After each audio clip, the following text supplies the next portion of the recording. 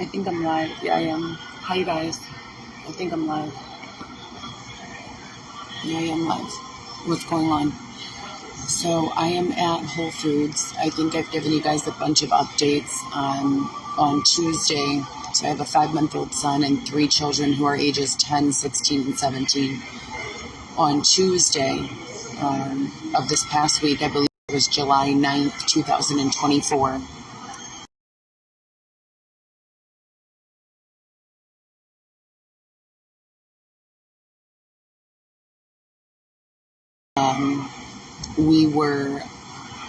we lost our housing, our shelter placement. So we were in a shelter downtown at 100 East Chestnut called Tremont. We were there since about 3 weeks after Weston's birth. And we were promised that we would never be put back outside again, that once we were in the shelter system, we began talking to other people who have been displaced for several years. And it doesn't seem like there's any accuracy to that statement. Unless you find independent sponsorship or people who are willing to assist you, or by the grace of God, employment. Now, for me, when you discuss my situation, it doesn't make sense, which is why I've involved and continue to involve law enforcement and say that I believe it is a matter of corruption, almost like I'm a political hostage. For me, I have more than a bachelor's degree in education. I have 10 years of experience in the healthcare system, including at Northwestern for 6 years. And I didn't get fired from there, so I have a rehirable status. And I've had a number of other jobs. I've also gone into business for myself on a lot of things. So there is no reason why I don't have a job. I have applied to jobs in the thousands, if not tens of thousands. I have an excellent resume that's posted here on LinkedIn, on my Instagrams, and I have a lot of followers. So I commonly ask followers for sponsorship, donations, and employment opportunities. There is no reason I don't have a job. It's completely out of my control. I've never been lazy with regards to job seeking. But I think that what's going on is I am being elected or have been elected as someone to, maybe by God, as someone to advocate for and call out issues that exist that most of us don't know about. And I intentionally labeled this problems our parents were ignorant to, that if we don't fix, will be inherited by our children. And I want to discuss this in a brief, less than 30-minute live chat here because I have other things to do. I'm at Whole Foods waiting to pick up some leggings and a t-shirt from Amazon and a tool for restoring your pelvic floor after having a baby that I was able to get from Amazon. Thank God, because being homeless, you need a strong bladder and you need to be able to not urinate on yourself. We're commuting to see the baby on Wednesday, Thursday, and Friday, and we only get 2 hours each one of those days, and I'm still breastfeeding. So I'm wearing this wearable pump, and I'm breast pumping into it and dumping it into the street or in the sink, rinsing it out real quick and throwing it back in my bag, because if I don't keep pumping, my son won't get that milk. Prior to this week, I had a refrigerator in my room, and I was collecting the milk in sterile Lancinol bags and bringing it to him at the visits with no warning. After being promised we would never be kept in the street, we were thrown into the street. We've slept on the floor. Xavier's bicycle and cell phone were stolen last night. So it's not a good situation at all. And we continue to comply with our services that were ordered by DCFS for us to continue to be with our child. But there are laws. Norman Services is one of them that state that a parent cannot be separated from their child for issues of poverty alone. So I want to bring that up. I've posted in a number of different broadcasts the Bill of Rights, the article of specifically with regards to homeless people and people who are suffering from poverty of some kind, because we do have rights. So who enforces those rights? Now, what I want to talk about this morning for about 10 minutes is the cycle of homelessness. Let's talk about it. So we have shelters, right? There are no walk-in shelters in the entire state of Illinois, which means that you have to be placed by a caseworker to get into a shelter. okay? That means that we've been calling 311. My entire pregnancy, I've been calling 311. They can't call me a negligent parent if I've been calling for housing assistance my entire pregnancy, being blatantly ignored any sort of assistance. I spent my entire pregnancy on the floor of a tent in a parking lot at Belmont Harbor. Okay, so I walked back and forth from the O'Hare area to drop off groceries to my children and give them hugs and tell them I love them. Understand also, for me, this is difficult emotionally. This is heartbreaking, heart-wrenching. I've never been away from my kids for longer than a day or two. My kids have lived with me their entire lives prior to 2020 when I began, suffering from homelessness, houselessness. And I haven't been able to have a family holiday since 2020. Someone make it make sense, because if you know, you know. But when we speak specifically with regards to homelessness, let's talk about who occupies the majority of homeless facilities. That's going to be people coming out of prison. That's going to be people with disabilities, maybe who have not been regularly or officially recognized as having a disability, like people who, suffer from any sort of mental health or like maybe a knee injury or a mobility issue. Those are the people that are going to get assistance into housing first before anyone else. Mothers with their children are also going to get housing. So when they separated me from my baby, I'm not going to bring my big kids into housing. It's one thing to bring Weston, who's a newborn, who's a baby. He'll never remember this, and so bringing him into the housing shelter, that would be one thing, and I would be fine with that. I breastfeed him. All he really needs at this age is his mother. He doesn't need anything other than his mother and love from his mother. So my big kids, they need other things. They have social status. They have pressures from high school. They have all of these things. I would never want to bring my big kids through the shelter system. So thank God that I have family members who are able to take care of the big kids. I don't have anyone who can take care of Weston. Now, I'm the only one who can take care of Weston. Now, when we discuss the situation of homelessness and we think about that demographic of people who need housing assistance, let's talk about going into prison, okay? So say these men and women, they finish their sentence, but they have nowhere to go. It's unconstitutional and illegal for us to leave them in prison. It also goes directly against parole laws in this state and in this country for us to just release them to themselves and put them out on the street. So that means that we have an obligation as taxpayers to put these people in housing. Now, don't you think it would be better to just be proactive with regards to these situations, to proactively fix these people who society deems are them, give them life skills so that they don't need to commit crimes of poverty? That's gonna, that's gonna empty half of the prison systems right then and there. And whether we're paying to house these people in prison, or we're paying to house them in halfway houses, or we're paying to house them in facilities like across the street from the Shield of Hope. Now, ironically, the Shield of Hope is a family shelter, yet across the street is one of the largest facilities we have for men, not women, coming out of prison who need to be on house arrest. Salvation Army facility. Huge facility. That's who you want your kids around, right? People who just got done serving 10, 15 years in prison. They're so fucked up mentally, most of them. Not all of them, but most of them. And we are responsible for that. Society is responsible for that.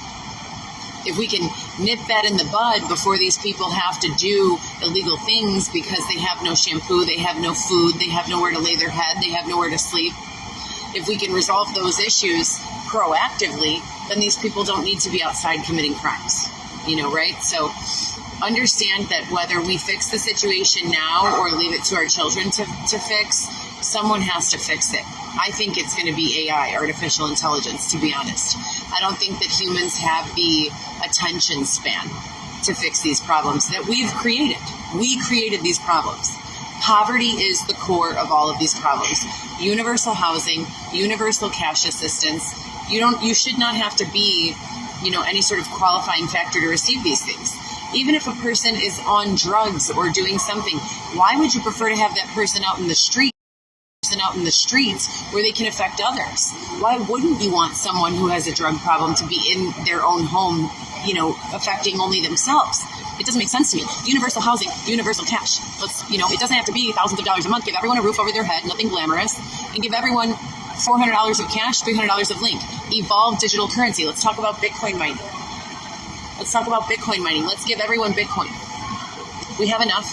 We have more than enough. Let's start making Amazon accept Bitcoin and then have these people order their groceries through Amazon Fresh so they never even have to interact with society. If they choose to come off of the drugs or stop committing the acts that are disruptive or detrimental to society, then great, then they come back out. But before then, offer delivery services. Now, when you talk about recidivism and you discuss why recidivism is a thing, let's talk about it. So we have an obligation when these offenders come out of prison to give them housing, because we can't keep them in prison, because if we do, we're in violation of their constitutional rights. They've served their time, they've paid their debt to society, we have to let them out. But because they're on parole, we can't let them out without an address to parole to. So we're putting a tremendous amount of weight on the shoulders of these parole officers with very little resources to do their jobs. And then we wonder, I wonder why this person left, skipped out on their halfway house, or on their, house arrest, or on their drug treatment or whatever. Where's the parole officer in all of this? Well, we're paying the parole officer a little over minimum wage to take care of violent criminal man babies and man ladies. Do you understand that? What the fuck? Go get a job on care.com, right? At least then you can get tipped and you can work with cute little babies. We need to rehabilitate these people. We need to stop putting them into a pattern of recidivism. That's us. That's on society. I don't deserve to be homeless. What the fuck am I doing out here? I have more than a bachelor's degree of education. What the fuck am I doing out here? Some man came up to Xavier and I, this is the last point I'm going to make. I'll speak about this infrequently. I prefer to focus on my children, but I do understand that as a mother, and being a mother is my very most important role in life. There is nothing more important to me than being a mother. Nothing at all. Viviana Lewis, Alexis Weston, V-Law. That's the acronym. So, that's everything to me. Now, I'll talk about these things, but I also want to keep in mind that I'm not talking about these things because I want to be some Martin Luther of 2024. I agree with equality and civil rights, but I'm not here because I'm holier than thou or because I'm perfect. I'm here because I'm a problem solver, I'm a business person, and I have compassion. So I see myself being affected by these issues. I feel as though they're affecting me with these issues so that I can be a mouthpiece for people who cannot communicate or articulate. Because when you do the math ain't mathing. I should have no reason to be out here. I've applied at jobs such as Starbucks, such as Whole Foods. I've applied at entry-level jobs that high school kids get. I'm completely able-bodied, able-minded, and I'm not getting those jobs. I've also applied at executive jobs. I'm not getting those jobs. I was the administrator at Northwestern for endocrinology and rheumatology for 5 physicians, and then I was an on-call person for all of diabetic education and new diabetic diagnoses to teach them glucometer use, insulin use, etc., and so forth for up to 40 doctors at a time. I did that for 6 years without skipping a beat, and that was only just the surface level of my responsibilities. When we're talking about this situation, I want everyone to understand that all of these lives I've created, all of my resumes, all of my employment records, they all have electronic footprints. Long before you and I were using, electronics personally, institutions like Northwestern were using them. So when I was hired, there's record of that. There's record of me clocking in and out every single day. You can sit here and say that there's something wrong with me, but the AI doesn't lie because the AI knows the truth. There is nothing wrong with me. Why am I outside? Why am I being denied employment? Why am I outside? So I take it to the next step, being a critical-minded person, and say, well, it must be because they want me to share a perspective that they can't find someone else to share as effectively, or that they don't think they have enough sharing going on. We need to stop the cycle of recidivism. We need to assist these people proactively. That is the only way. And I might be outside today, but I promise you, they're coming for you. If you have money, and you are not actively contributing to solutions, they are coming for you. They will put you outside. I promise you they will. It's in everyone's best interest to listen and take heed. And that's not a threat because, like I said, I'm being used as a mouthpiece. I'm here to let you know that we have this obligation morally and responsibly to our children, to our children's children, to ourselves, to each other. Our parents were not bad people. Our parents did not have communication like the internet. Our parents did not understand. Some of our parents were bad people, but for the most part, most of our parents were not maliciously thinking, how can we imprison an entire generation of people? No, it wasn't going on like that. It was going on like, wow, that's a bad guy. He must have really done something wrong. And there was no common connection being made to the poverty that was causing these issues and the actions that were being taken. Do you understand? We have the internet now, so it's our job to continue talking about these things, not in a way that oppresses each other and society, but in a way that informs and inspires thought and action so that we can correct these issues. Because otherwise they're going to keep putting us outside, you guys. They're going to keep saying, well, I got it from the mud. Nobody helped me. I was 14 years old, abandoned in a third world country. I came back here to the United States and I was institutionalized until I was 17 years old. I got my first job. I put myself through college. I worked. I earned a career. I've been a business person. I gave birth to my children while being a full-time student and part-time employee. So I have done everything pretty much for myself. Along the way, there have definitely been assistants, people who have come in and worked as an assistant to me. There have also been directors, people who have said, if you don't do it this way, it's the wrong way. You know, there have been aides and assistants and helpers and inspirers and motivators and donors and sponsors. But when you hear that phrase, I got it from the mud, I was 14 years old, abandoned in a third world country for a year. I came back to the United States with severe post-traumatic stress disorder, and I did this on my own. No inpatient treatment helped me. No person helped me. This is a personal decision that I had to make to be okay when the world was telling me not to be okay. So I love you guys. I hope that everyone has a great day. I haven't lost hope yet. I mean, I have about 30 times, but I only allow myself, or they, the notorious they, only allow me to stay in a space of hopelessness for a few minutes or an hour at most before they pick me back up. So I'm very grateful for that. Thank you so much for that Kegel exerciser from the Amazon. I'm also going to grab a pair of leggings and a t-shirt. I have only enough money for my phone bill, so sponsors, they shut down my Cash App. I really need help. DCFS has been paying for our transportation every single week, giving us bus passes. My son is 5 months old. Last week they said they weren't sure if they could get the funding in time. We have visits on Wednesday, so Xavier and I both need a 7-day pass to get to those visits. Sponsors, please do not let me down on this. A lot of bad things have happened. I can't give up on my child. I need all 4 of my children to know that I'm here, I'm invested, and I'm going nowhere, no matter what they do to me. That's the least you can do. Please help me out with the bus pass. Xavier and I need a 7-day pass. The department put in a request formally, the supervisor told me, on Friday for a 30-day pass. So hopefully we'll be getting that by Wednesday. But just in anticipation that we don't. And also, as someone with no housing right now, we need to get from shelter to shelter. They're not accepting us, but we could shower there sometimes. We could ask them for assistance or a meal sometimes. So please, we need that transportation. That transportation is everything. I do have Zelle, and the Zelle is associated with my phone number and my email address. I don't want to give it publicly because that's how the slander started last time. But we don't have Cash App. I don't have Cash App access anymore. So if you'd like to donate, please DM me. Or comment on somewhere, how I can reach you, and please send something or find me in person. We're downtown at the Whole Foods on Chicago Avenue and State Street right now. I'm picking up my package, and then we're planning to head out to the beach. I'm going to do a short workout, shower, and then we're planning on coming back to the Gold Coast to ask for sponsorship in person and kind of meet people and say hi and get the word out of what's going on. So you guys have a great day. Thank you so much for listening, and if you can help, please do.